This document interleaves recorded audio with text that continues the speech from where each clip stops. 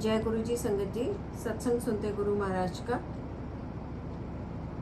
एक आंटी जी गुरु जी महाराज के पास आती थी। उनकी पीठ में बहुत दर्द रहता था, तो घर से पिलो लेके आती थी, तकिया लेके आती थी और तकिए को लगा के उसकी टेक के सहारे बैठती थी। साथ ही कमर में बेल्ट भी पहनती थी। कुछ दिन तक वो इस तरह आती रही। एक दिन गुरुजी महाराज ने देखा और उन्होंने उनको बोला कि वो तकिया ना लाया करें। लेकिन आंटी जी को दर्द इतना रहता था कि वो फिर चुपके से तकिया लाके और फिर से बैठ गई।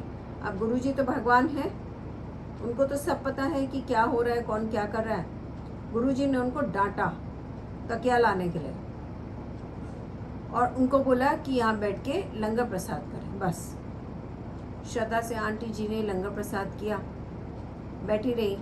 कुछ दिन तक आई, लंगर प्रसाद करती रही और श्रद्धा रखी गुरुजी पे कि उनका ये जो दर्द था पीठ का, क्योंकि उनके मन के आपस में जुड़े हुए थे, पीठ के गैप बन गया था तो उस कारण उनको पीठ की हड्डी में दर्द रहता था। तो गुरुजी महाराज की कृपा से उनका ये दर्द पूरी तरह से जाता रहा। फिर गुरुजी ने उनको ये भी कहा कि उन्हें ज़िंदगी के 10 साल दिए हैं। गुरुजी महाराज ने उनकी लाइफ बढ़ाई है। जब गुरुजी किसी की लाइफ बढ़ाते थे तो बता देते थे कि मैंने तुझे 5 साल दिए, मैंने तुझे 10 साल दिए। इस प्रकार से आंटी जी को उन्होंने ये भी बताया। उन्होंने कहा कि देखो, कर्मों के अनुसार तो बीमारियां आएंगी ही, लेकिन मैं उनको भी छोटा कर दूंगा। उन आंटी जी को गुरुजी ने कहा। तो होता क्या है कि जैसे किसी को कैंसर है, होना है, तो उसकी जगह पे उसको एक लंबा बुखार आ जाएगा या एक लंबी खांसी चलती जाएगी उसको। इस प्रकार से कोई ना कोई बीमारी हल्की फुल्की चलती जाएगी, मगर बड़ी बीमारी जो है वो गुरुजी महाराज नहीं होने देते हैं। तो ये सब हमारे कर्मों पे है कि किसी को तो गुरुजी कहते थे कि ऑपरेशन करा ले, और किसी को बोलते थे कि ऑपरेशन की कोई लोड़ नहीं।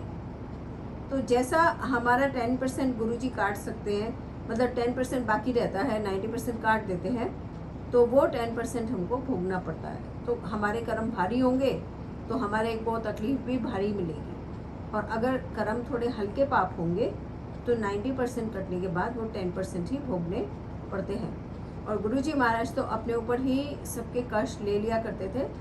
और संगत ने ये भी देखा था कि गुरुजी कई बार खून की उल्टियाँ करते थे। कभी गुरुजी का चेहरा काला पड़ जाता था, कभी नीला पड़ जाता था। एक बार तो किसी संगत का कष्ट हरने के लिए गुरुजी ने अपने ही पाँव का नाखून एकदम से निकाल दिया और बहुत सारा खून बहा था। तब भक्तों ने पूछा भी था, गुरुजी आपने ऐसा क्यों किया? तो उन्होंने कहा कि इसके ऊपर शनि का इतना भारी साया था कि इसने बचना नहीं था, और इसके फैमिली का क्या दोष अगर ये चला जाता तो उसका कष्ट अपने ऊपर गुरुजी महाराज ने लिया। तो ऐसे गुरुजी जो है वो दूसरे का कष्ट अपने ऊपर लेते हैं, और हमें उनको अभी भी कष्ट नहीं देना है, उसके लिए कर्मों को संभालना है।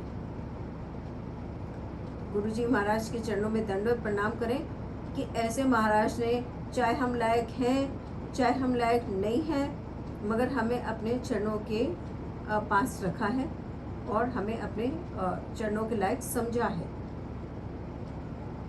तो गुरुजी महाराज को दंडवत प्रणाम करते हैं संगत जी, और सब मिलकर बोलेंगे जय गुरुजी, शुक्राना गुरुजी महाराज का।